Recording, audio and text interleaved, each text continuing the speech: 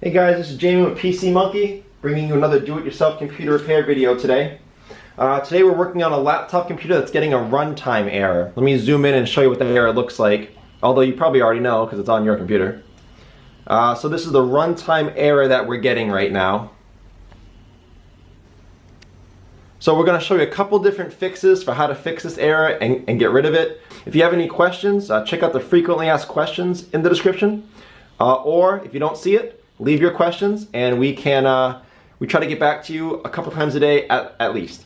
So the first fix that we're going to show you is we're going to close out of these errors. We're going to make sure that your computer is updated. Therefore making sure your drivers are updated, because this can sometimes be related to a graphics driver issue.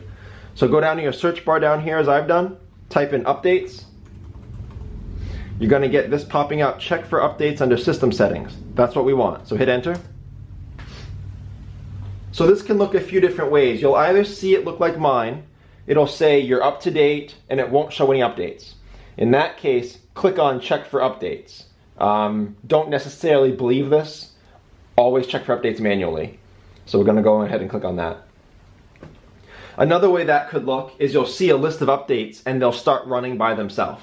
You'll see some that says pending download. You'll see some say like 5%. And then as you watch it, it'll say 10% downloaded, 15%. So that's good. Or you'll see a list of updates that won't be running. They'll just be listed. Scroll down and hit download to manually start those.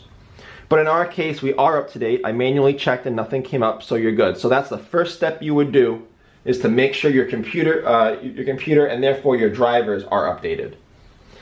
After you've done that, if the error still persists, come back down to the search bar here and type in CMD. We're going to go for the command prompt, which pops up. Hit enter. Now you're going to type in a very specific command here. I'm going to zoom in so you can see it.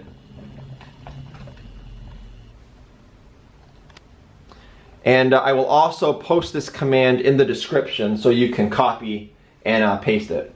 But it's bcdedit. Sorry, bcdedit. I always forget the D. Space /set space increase userva space 2800. So that's the command you would write in. Again, I'll put that in the description.